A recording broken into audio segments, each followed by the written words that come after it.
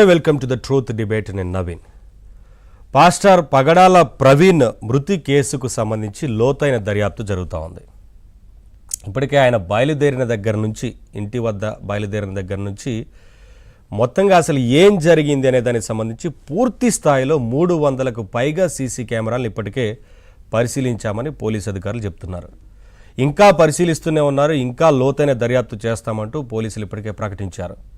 పూర్తి స్థాయిలో విచారణ అయితే జరుగుతూ ఉంది. ఏం జరిగింది అనే దానికి సంబంధించి పిన్ టు పిన్ ఎక్కడి నుంచి ఎక్కడికి వెళ్ళారు, అక్కడ ఎంత సమయం ఉన్నారు, ఆ తర్వాత అక్కడి నుంచి ఇంకెక్కడికి వెళ్ళారు, అక్కడ ఎంత సమయం గడిపారు అనేది చివరి వరకు ఏం జరిగింది అనేది పూర్తి స్థాయిలో సీసీ కెమెరాలతో సహా సాంకేతిక ఆధారాలను సేకరిస్తున్నారు. టెక్నికల్ ఎవిడెన్స్ పూర్తిగా అసలు ఏం జరిగింది ఈ కేసులు అనే దానికి సంబంధించి ఇప్పటికే పోలీసులు కొన్ని సీసీటీవీ ఫుటేజీలకు సంబంధించి విడుదల చేశారు. ఇంకా కొన్ని బయటకు వస్తూ ఉన్నాయి. ఈ దర్యాప్తులో భాగంగా చాలా చోట్ల ఎక్కడెక్కడ ఉన్నారు అనే దానికి సంబంధించి పూర్తిగా సీసీటీవీ ఫుటేజ్లు కూడా బయటకు వచ్చిన సందర్భం కనిపిస్తూ ఉంది. మనందరికీ తెలుసు, అందరూ చూస్తూనే ఉన్నాం. ప్రతిరోజు జరిగిన దగ్గర నుంచి ఇప్పటివరకు అన్ని వీడియోల రూపంలోనే చూస్తున్నాం. సీసీ కెమెరాలో కనిపిస్తూ ఉంది ఏం జరిగిందనేది.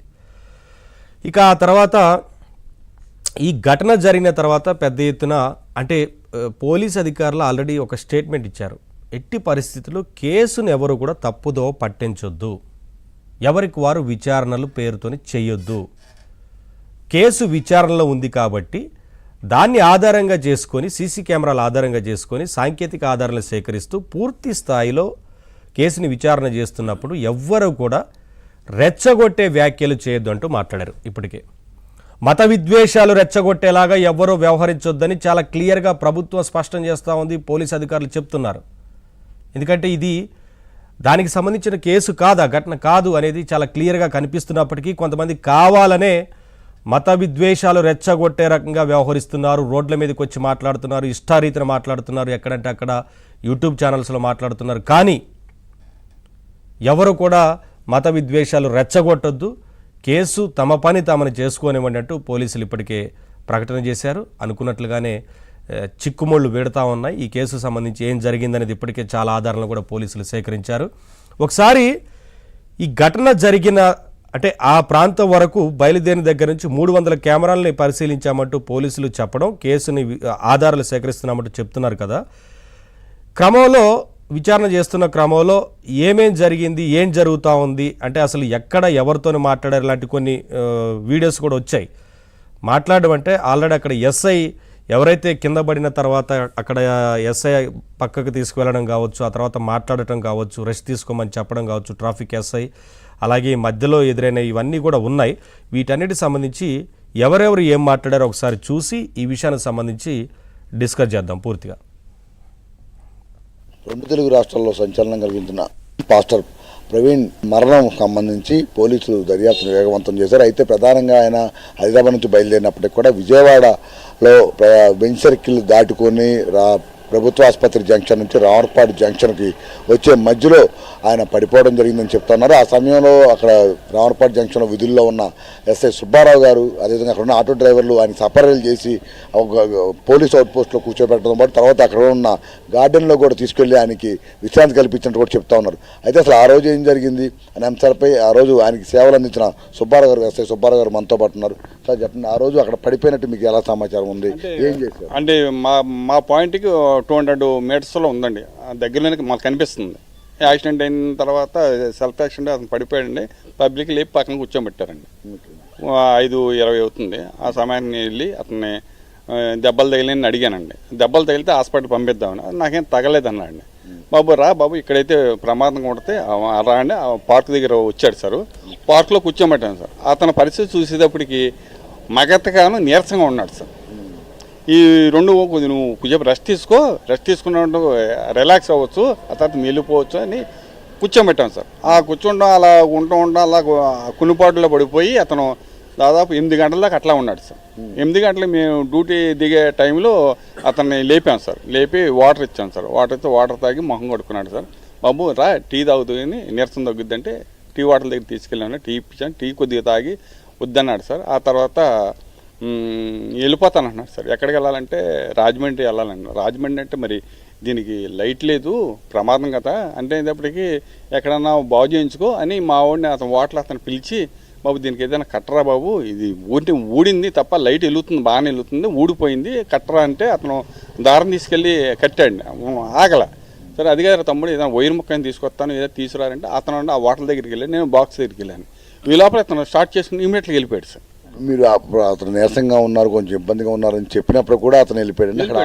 అమ్మ ఆగలేదు సార్, ఆగలేదు సార్. నువ్వు అక్కడికి ఇంకో విషయం చెప్పాను, పక్కన లాడ్జ్ ఉంది బాబు, లాడ్జ్ వెళ్ళి పడుకో, నీ బండికి ఏం ఇబ్బంది లేదు అని కూడా చెప్పాను సార్.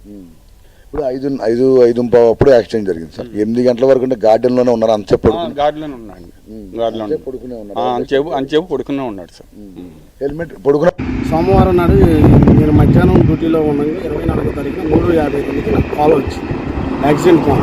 మాకు కాల్ సెంటర్ ఉంటుంది 1033 నుంచి కానీ కంట్రోల్ రూమ్ నుంచి కానీ, లేదా నాకు కంపెనీ ఫోన్ ఉంటుంది, ఆ కంపెనీ ఫోన్కి కానీ మాకు కాల్స్ వస్తూ ఉంటాయి. ఏదైనా ఎమర్జెన్సీ అయితే రోడ్ మీద ట్రాఫిక్ యాక్సిడెంట్ అయినా, సెల్ఫ్ స్పీటెడ్ అయినా అయినా మాకు కాల్స్ వస్తూ ఉంటాయి.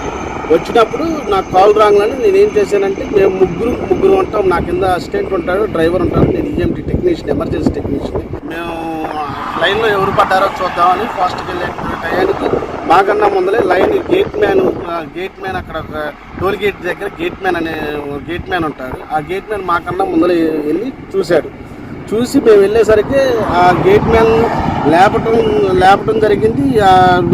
టీమ్ అనే అతను బండి మీద కూర్చొని ఉన్నాడు. బండి మీద కూర్చొని విజయవాడ వైపు వెళ్ళటానికి సిద్ధంగా ఉన్నాడు. మేము వెళ్ళి ఎక్కడి నుంచి వస్తున్నావు అని చెప్పేసి మేము అడిగాము, కొన్ని ప్రశ్నలు అడిగాము. ఎక్కడి నుంచి వస్తున్నావు, ఏ ఊరు మీది అని అడిగాము. నేను గమనించింది ఏంటంటే, స్టేబుల్గా లేడు, బండి అటు ఇటు వాలిపోతుంది, నిలుపుకోలేకపోతున్నాడు. నువ్వు నిలుపుకోలేవు, దిగు, నేను నీకు ఏమైనా కింద పడ్డావు కదా, ఏమైనా ఇంజరీస్ ఉన్నాయని చూస్తానని. అంతలోకి నేను రైట్ హ్యాండ్కి చిన్న యాబ్రేషన్ ఉండటం గమనించాను, గీసుకుపోయి ఉండటం గమనించాను. సో గమనించడంలో అది చూస్తే ఎప్పుడో ఒక 2 గంటల క్రితం తగిన దెబ్బలాగా అనిపించింది. సో దానికి మా అసిస్టెంట్ని పిలిచి ట్రే తీసుకుంటారా, దాన్ని క్లీన్ చేద్దామని చెప్పేసి ఫస్ట్ ఎయిడ్ ట్రే తెప్పించి దాన్ని క్లీన్ చేయించేసి పైకి అనేసి క్లీన్ చేసి వెళ్తావా అని వెళ్తావా, నువ్వు వెళ్ళలేవు, దిగు అని చెబితే మాకు థమ్స్అప్ ఇలా సింబల్ చూపించేసి వెళ్తాను, నాకేం కాదు అని అన్నాడు. నేను దూరంగా కరెక్ట్గా బండి ఎదురు నుంచొని వెళ్ళలేవు అన్న, దిగు, మాకు టోల్గేట్ దగ్గర రెస్ట్ రూమ్స్ ఉంటాయి, రెస్ట్ రూమ్స్లో రెస్ట్ తీసుకుంది. కానీ ఆ రెస్ట్ రూమ్స్ ఎవరైనా ఉండొచ్చు, ఎన్ని గంటలైనా ఉండొచ్చు, నువ్వు ఎన్ని గంటలైనా రెస్ట్ తీసుకో, నువ్వు వెళ్ళలేవు, దిగు అని అన్నాను. అయినా కానీ వినుకోకుండా చిన్నగా కాళ్ళతో వెనక్కి బండి మూవ్ చేసేసి స్ట్రైట్గా విజయవాడ వైపు, అంతకన్నా ముందు కిక్ కొట్టాడు. స్టార్ట్ అవ్వలేదు. మేము ఆయన స్టార్ట్ అవ్వలేదు కదా, వెళ్ళడేమో అనుకున్నాము. తీరా చూస్తే సెల్ఫ్ స్టార్ట్ చేశారు, ఈజీగా సెల్ఫ్ స్టార్ట్ అవుతూ విజయవాడ వైపు వెళ్ళిపోయాడు. ఆ రోజు అంటే నైట్ పూట వేరే హెల్మెట్ పెట్టుకుని ఒక ఆయన మందు కొంటాకు వచ్చారు, బకాడ్డీ రమ్ తీసుకున్నారు. అంత అబ్జర్వ్ చేయలేదండి, అంటే హెల్మెట్ మాస్క్ ఉండడం వల్ల మాకేం తెలియలేదు ఆయన పరిస్థితి ఎలా ఉందనేది. అందులో నైట్ పూట కదండి, వచ్చారు, క్వార్టర్ కొనుక్కొని వెళ్ళిపోయారు.